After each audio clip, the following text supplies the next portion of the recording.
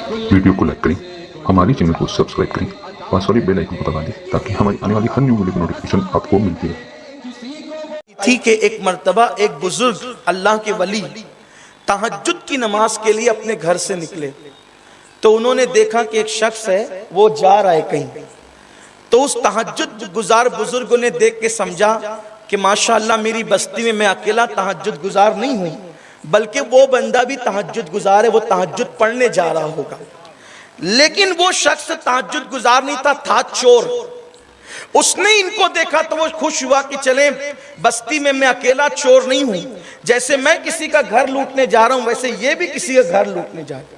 तो तलाक की, जल्दी तलाक की वजह एक ये भी है कि आजकल के नौजवान लड़के, इल्ला माशाल्लाह सबकी बात नहीं करता हूं, लेकिन अक्सर जैसे बिल्ली की नीयत चिचड़े में होती है ना, वैसे इनका हाल है कि इधर तके उधर तके, उधर तके उधर तके, फोन पे बात की, इधर गली का चक्कर लगाया, उधर गली का चक्कर लगाया। शादी से पहले इनका हाल इसी तरह है जैसे बिल्ली का हाल चिचड़े के हवाले से होता है। फिर शादी हो गई, तो शादी होने के बाद बजाय प्यार मोहब्बत की गुफ्तगू करने के वो गड़ा मुर्दा उखाड़ते हैं। सच बता, मेरी कसम खा के बता, कुरान की कसम खा के बता, तेरी माँ की कसम खा के बता कि शादी से पहले तेरा किसके साथ क्या था। अब वो लड़की है, हंसने की बात नहीं है, घर जल रहे हैं, घर उजड़ रहे हैं, मेहंदियां छूटने से पहले तलाक हो रही है। गुंबदो मीनार के शहर का ये हाल हो चुका है। गुंबद निजात तक नहीं पहुंचाएंगे जब तक के दिलों के अंदर इस्लाम रासिक नहीं होगा। मस्जिदें बनाने से फायदा क्या होगा जब तक के दिलों में पाप है। इकबाल कहते हैं मस्जिद तो बना ली शब भर में, ईमान की हरारत वालों ने मन अपना पुराना पापी है, बरसों में नमाज़ी बन न सका। ये मन कब तक के पाप ही रहेगा, कब तक इसमें जराइम रहेंगे। क्यों गड़े मुर्दे उखेड़ते हैं। मेरी कसम खा, तेरी माँ की कसम खा, कुरान की कसम खा, सच बता, कुछ नहीं करूंगा, कुछ नहीं होगा, बता किसके साथ क्या था। पहली रात है, दूसरी रात है, मोहब्बतों की रात है, उल्फतों की रात है, और वहां ये सारा महाभारत मचा है। एक लड़की, इसलिए कि बच्चियां, लड़कियां एक तो नए घर में है, अकेली है, नए चेहरे का सामना है, और इतनी बड़ी कसम वो सोचती है कि चले बता तो देना ही होगा। बता करने के बाद दूसरे दिन से नफरतों का सिलसिला शुरू हो जाता है। यहां पर मैं एक शरई मसला बताता हूं आपके सामने। अगर कोई आपको यह कहे कि कुरान की कसम खा के बता कि तूने किया क्या है, अगर वो काज़ी शरा नहीं है तो उसके पास अपने गुनाह का इकरार करने की कोई जरूरत भी नहीं है। इसलिए कि अल्लाह के रसूल ने फरमाया गुनाह को छुपाओ, इसलिए कि वो इस्लामी अदालत में थोड़ी खड़ी है। हुजूर फरमाते कि गुनाह का इजहार भी गुनाह है। अगर आप गुनाह करके आए हैं, गुनाह का इजहार भी गुनाह है। आइए मैं हदीस पढ़ता हूं इसकी ताईद में, सुनिए। एक शख्स है, अब नाम नहीं लूंगा, एक जवान है, अल्लाह के रसूल के पास आए, या रसूल अल्लाह मैंने जिना किया है। वो कह रहे हैं हुजूर मैंने जिना किया है। कौन? सैयदुल मासूमीन से कह रहे हैं मैंने जिना किया है। हुजूर अलैहिस्सलाम से, जो जमीन पे बैठकर लौहे महफूज पर निगाह रखे, और लौहे महफूज पे निगाह रखना ये मेरे नबी के लिए बहुत छोटी सी बात है, इसलिए कि लौहे महफूज पे निगाह रखना ये तो उनके गुलामों की निशान है। मसनवी में मौलाना रोम कहते हैं कि वलियों के पेशे नजर होता है लौहे महफूज, और सिर्फ पेशे नजर ये भी वलियों के लिए छोटी बात है, बल्कि कुदरत ने लौहे महफूज पर उनको इख्तियार अता किया है कि वो जो चाहे मिटा दे, वो जो चाहे लिख दे। इकबाल कहते कि मोहम्मद से वफा तूने तो हम तेरे हैं, ये जहां चीज है क्या लौहो कलम तेरे हैं। लौहो कलम पे उनका कब्जा होता है जो मुस्तफा करीम की वफादारी इख्तियार करते हैं। हुजूर के लिए बहुत छोटी सी बात थी। हुजूर जानते थे क्या है जिसे कुदरत ने आलिमे माकाना व मा यकून बोला। हुजूर से किसी ने पूछा मेरा बाप कौन है, हुजूर ने उसके बाप का नाम भी बताया, यानी कि कौन किसका बाप है हुजूर ये भी जानते। पेट में बच्चा है, बच्ची है, ये भी जानते। कब्र में मुर्दे की पे अजर हो रहा है, सवाब हो रहा है, अजाब हो रहा है, ये भी जानते। किसकी कब्र कुशादा हो गई, किसकी कब्र तंग हो गई, ये भी जानते। वहां आकर के खुद से आने वाला कहता है, तवज्जो करें आप, मेरी बहनों से भी चाहता हूँ तवज्जो करें कि वो आने वाला कहता है हुजूर मैंने जिना किया है।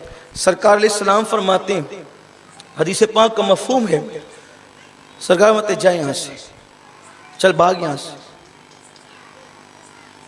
उसने कहा हुजूर मैं चाहता हूँ कि मुझ पे हद लगा दे, यानी अगर इस्लामी हुकूमत हो तो गुनाहों की अलग अलग सज़ा, जैसे किसी ने कमारे लड़के ने ज़िना किया तो उसकी सज़ा जो है वो 100 कोड़े साबित होने पर।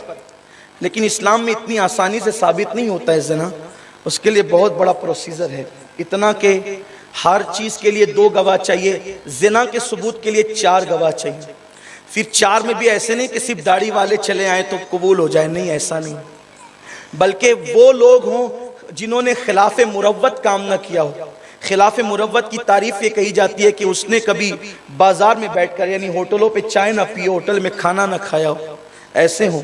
फिर उसके बाद ये भी है कि वो हर नमाज, अगर वो मुसाफिर नहीं है, बीमार नहीं है और मकरूज नहीं है, कर्ज वालों का उसको खौफ नहीं है, ये 3 चीजें उसके अंदर नहीं है, तो वो हर नमाज जमात के साथ अदा कर।